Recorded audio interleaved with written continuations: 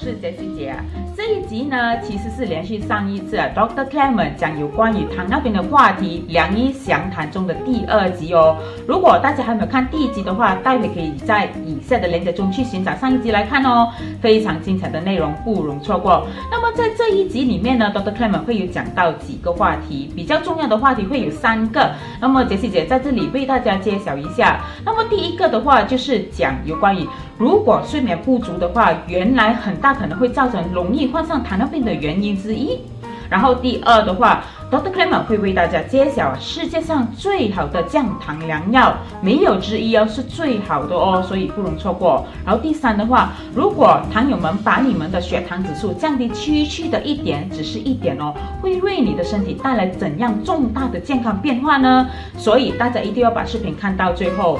那么这个视频呢，它是以英文为媒介的，但是大家不必担心，杰西姐已经为大家准备了华语的字幕，所以大家可以放心看。好了，现在就开始吧。Why is sleep important? A meta-analysis was conducted by the American Diabetic Association. Just for your information, a meta-analysis is the analysis of all the studies throughout the year done by different people. They collect all the data from different studies and they analyze all the data and then they call it a meta-analysis. So the American Diabetic Association found that people who sleep 7 to 8 hours has the lowest risk of getting type 2 diabetes.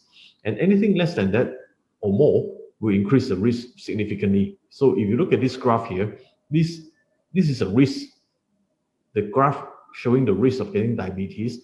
And in between 7 and 8 hours, or maybe 8.5 hours, this is the lowest point, which means if you sleep at least 7 to 8.5 hours a day, you will have the lowest risk of getting diabetes. So if we have diabetes already, how do we treat or how do we prevent pre-diabetes? Diet, I'm sure you know already, as I have already mentioned, the direct sugar and the indirect sugar, and then exercise. We live in a modern society where everything is so convenient. We don't move anymore, but we put in a lot more food into our mouth than what we need. So we need to reverse that. We need to start doing exercise. And then if you are already a diabetic, you must take your medication.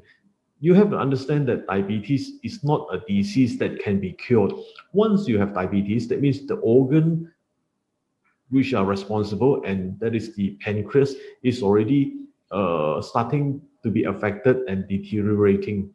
There is nothing that you can take to improve or reverse or cure the diabetes. So if you cannot cure it, that means you need to take long-term medication to control it. So for a diabetic, you also need to regularly follow up with the doctors.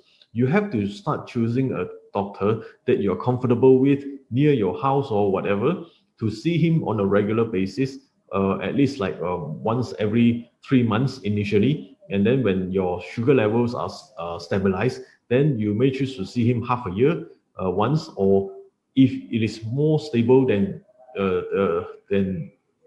what you expected, then you may choose to see him once a year. Okay, you have to do your regular HbA1c test, and then the target is 6.5 and below. Meal replacement is also a good choice with a diabetic specific formula. There are some milk powder in the market now from some nutritional company, international nutritional company, that they pack in all the nutrient that you need in 5 scoop of the milk powder. Is equivalent to 1 meal that you take. In the 5 scoop in 1 glass milk is all the essential nutrient and vitamin and minerals that you need in 1 meal. Sometimes if you're eating outside, you may not get those complete nutrition like this kind of diabetic specific formula. Glycemic index is a very big topic, and I'm not going to spend a lot of time talking here, because once I start talking too much about it, then it will take up a lot of time. If you have the time, if you're interested in diabetes or you're already a diabetic, you should study this subject called glycemic index. Glycemic index basically is like the speed, okay, the speed of your car. It means how fast the carbohydrate or the sugar is absorbed into our blood after we ingest it. Okay, so GI, glycemic index, is the speed, how fast the sugar enters into our body. So if the number is large, that means it's fast. Okay, it's like 100 kilometers per hour, like that if you're driving your car. Okay, if it is a small number, it means slow. That means the sugar in our bowel get absorbed into our blood slower. And this is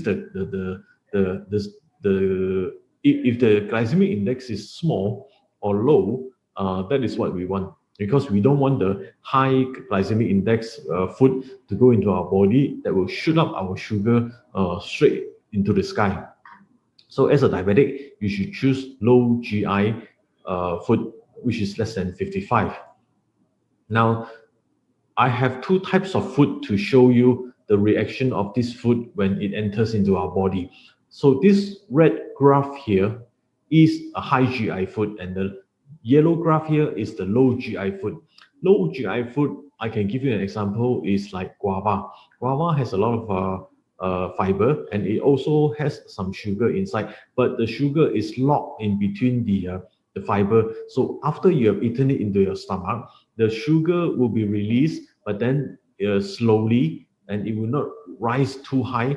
It will rise a little bit, and then it is more sustainable and slowly come down like this. If you eat, if you've taken some high GI food, like say for example a can of Coca-Cola, the sugar will shoot up in your blood almost immediately after a few minutes, and then the sugar will come down very fast also. So this is not the graph that you want if you are diabetic, because this kind of food will lift up your sugar level high, and food with the low GI will not lift up your sugar level high. Okay, after talking about the disease of diabetes, let's look at where we are as a nation, the Malaysian statistic. You see, Malaysians don't always come up top in many things in different professional field, but when it comes to health or diseases, we come out quite highly in the whole world.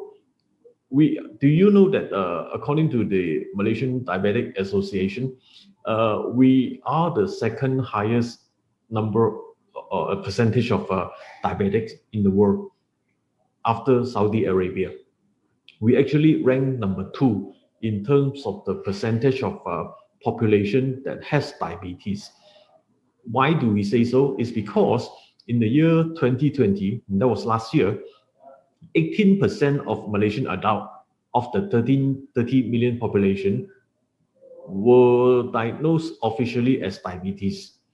So this 18% of people are those who went for the blood test. Those who did not went for the who have not done any blood tests, there's no way we can find that they are diabetic. So the actual number, I suspect, is actually more than 18%. So if you go to a dinner, sitting in the dinner table of 10 persons, you can safely say that at least 2 of them are diabetic, because that is the statistic in Malaysia now. Every diabetes have a risk of getting a diabetic foot ulcer, and in Malaysia, 1 in 5 diabetic has a wound. 50% of the Malaysians are overweight or obese, and this, when you are overweight or obese, you are at risk of future diabetes. So according to the BBC and other news sources, Malaysians are the most obese country in Asia. So let's look at the type of medication that usually taken by the diabetic in this country. They are generally the metformin group, okay, which is the first line of treatment and should be given to everybody who are diabetic, because metformin increase the sensitivity of your muscle to sugar, and they will take in more sugar from the blood and use it in the muscle. And the other group of medicine is called sulfonylurea, and they are the dimicron, commonly known as dimicron. But lately there is a good group of medicine. It's called SGLT2 inhibitor. It has been around in Malaysia between 5 to 6 years already. What I want to highlight here is it is not available in the government hospital because this group of medicine, because they are good and they are imported from overseas country, imported whole in the box. So we cannot manufacture it here. So that's why they are not cheap. Ordinary retail price in clinic is also about like 100 over plus.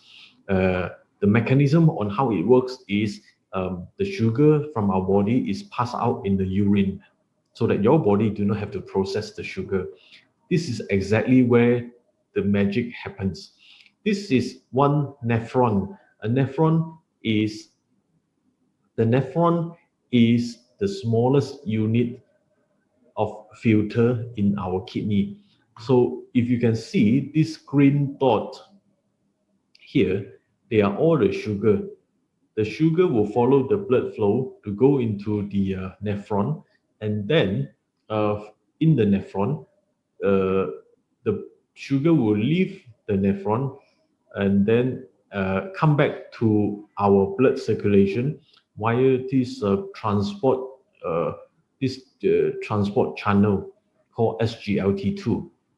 So this group of medicine is called SGLT2 inhibitor. So what it does is essentially, after you have taken the medicine, that medicine will block off this channel. So the sugar in the urine here cannot re-enter the body.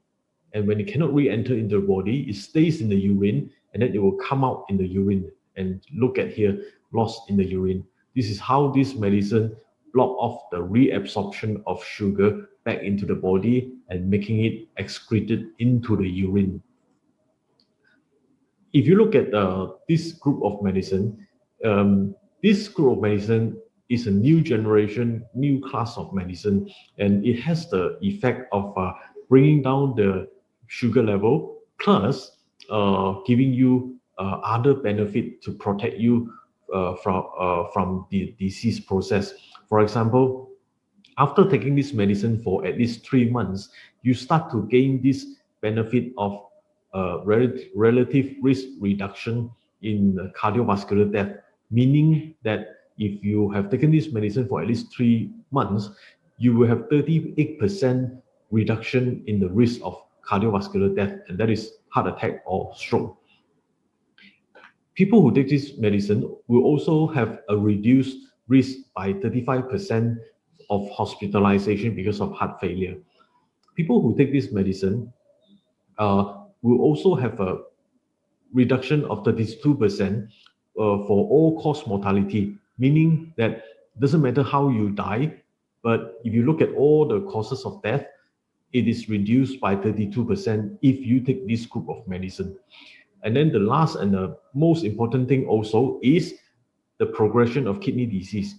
People who take this group of medicine, there is a reduction of by 39% that your kidney will not be damaged, or the kidney disease due to diabetes will not progress. So this group of medicine doesn't only just bring down your sugar, but it gives you the protection of the heart attack or stroke and kidney failure. People who take this group of medicine, after 6 months, they will have at least around 2-point reduction in the HbA1c. And you take it more than half a year to maybe 1 year, you may even achieve 4.6, or in my clinical experience, around 5 point in your HbA1c. So it is a very good medicine that I have managed to control the sugar of my patient. This group of medicine doesn't only give you that kind of protection, but also help you to lose weight and bring down your blood pressure a little bit also. Okay, here is one statistic that I want to share with you. According to the National Diabetic Registry in Malaysia, amongst all the diabetic patients, actually 2/3 of the patient did not achieve the target level of sugar. Meaning about 66% of diabetes in Malaysia, their sugar are out of control. As simple as that. Only 1/3 of diabetic patients in Malaysia, their sugar levels are within the control range, which is very sad. So, and that leads me to the next point. Why is it important to control our sugar? Well, the doctors, when you go and see the doctors always spend a lot of time trying to convince you to keep your sugar level low and keep it tight within a narrow range. But have you ever asked your doctor, why do you need to keep your sugar level low? And if it is just 1 or 2 points above the target 6.5, what does it really matter that much? This slide answers the question that I have just asked. According to the studies in the UK, the biggest diabetic studies many years ago is called the UK PDS, the UK Prospective Diabetic Study. So what they found is for every 1 point of reduction in your HbA1c, you will have a 12% reduction in stroke risk, 14% reduction in heart attack risk, 21% reduction in diabetic-related death risk, and 37% of microvascular complications like kidney diseases or blindness, and 43% reduction in amputation risk by just reducing your sugar of 1 point. So this 1 point is very important for a diabetic. So if your sugar level is 12, say for example, and you come to my clinic and I manage to bring it down to 7. So from 12 to 7, there is a reduction of 5 points in your HbA1c. So what does it mean in terms of all the complication of diabetes? It means 12% times 5 means you have a 60% reduction in the stroke risk, 70% reduction in heart attack risk, 100% reduction in diabetic-related death risk, 185% reduction in kidney disease and blindness, and 215% of amputation risk.